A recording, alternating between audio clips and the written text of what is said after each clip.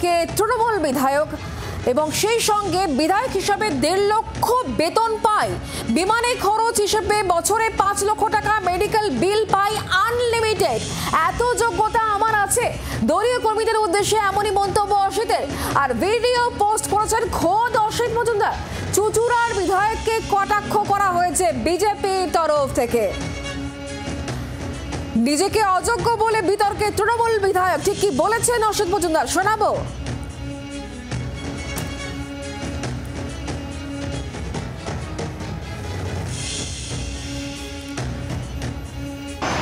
আমার যোগ্যতা নেই, কিন্তু আমি এমএলএ হওয়ার পর আমি লক্ষ লক্ষ লোকের ভালোবাসা পাই, আর মায়নাও প্রায় 1 লাখের উপরে পাই। 1.5 লাখের উপরে মায়না পাই। 5 লক্ষ টাকা বছরে প্লেনে ওড়ার জন্য পাই।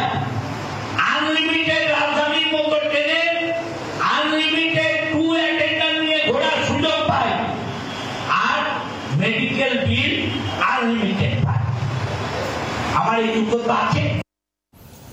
আমরা বিষয় নিয়ে আরো জানবো, কথা বলবো। বিধান এই মুহূর্তে আমাদের সঙ্গে রয়েছেন প্রতিনিধি টেলিফোন লাইনে। বিধান, চুঁচুড়ার বিধায়কের এই মন্তব্য কেন এবং কোন পরিপ্রেক্ষিতে?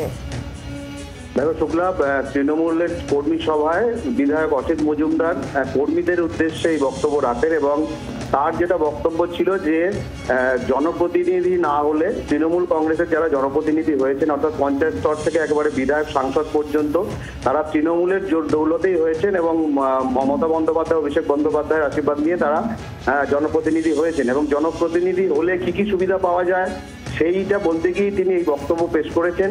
এবং ভোটার লিস্ট নিয়ে যে স্কুটিনির কাজ চলছে তৃণমূল কংগ্রেসের পক্ষ থেকে, তাতে বেশ কিছু কর্মী বা জনপ্রতিনিধি ফাঁকিবাজি করছে, এমনটাই বক্তব্য বিধায়কের। তারা যাতে ফাঁকিবাজি না করেন এবং যাতে সঠিকভাবে ভোটার লিস্টে স্কুটিনির কাজটা করা হয়, সেটার জন্যই এই বক্তব্য তিনি পেশ করেছেন। এবং যদি তৃণমূল কংগ্রেস না থাকে তাহলে তারা জনপ্রতিনিধি থাকতে পারবেন না। এই বক্তব্য উদ্দেশ্যই হচ্ছে যে কর্মীদেরকে চাঙ্গা করা। যে বিধায়ক বলতে চেয়েছেন যে জনপ্রতিনিধি একজন হতে পারলে তার কি কি সুবিধা আছে, এবং তিনি এও বলেছেন যে সাধারণ কর্মী যারা জনপ্রতিনিধি নয় তারা কিন্তু কিছুই পান না। এবং এই বক্তব্যের পরিপ্রেক্ষিতে বিজেপির পক্ষ থেকেও কিন্তু কটাক্ষ করা হয়েছে, যেখানে বিধায়ক নিজেকে অযোগ্য বলছেন, অর্থাৎ তার ব্যক্তিগত কোনো যোগ্যতা নেই, অথচ তিনি বিধায়ক হয়েছেন, তাহলে তিনি মানুষের কাজ কিভাবে করবেন, এইভাবেই কিন্তু বিজেপির পক্ষ থেকেও কটাক্ষ করা হয়েছে তার এই বক্তব্যকে। ধন্যবাদ বিধান। ঠিক এই জায়গা থেকে শোনাবো বিজেপির তরফ থেকে ঠিক কি কটাক্ষ করা হয়েছে।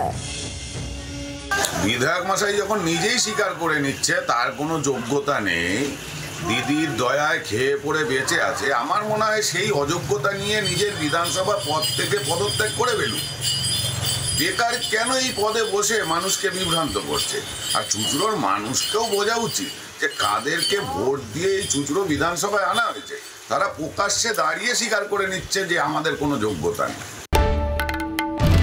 বাংলার আওয়াজ, বাঙালির আবেগ, জি 24 ঘন্টা।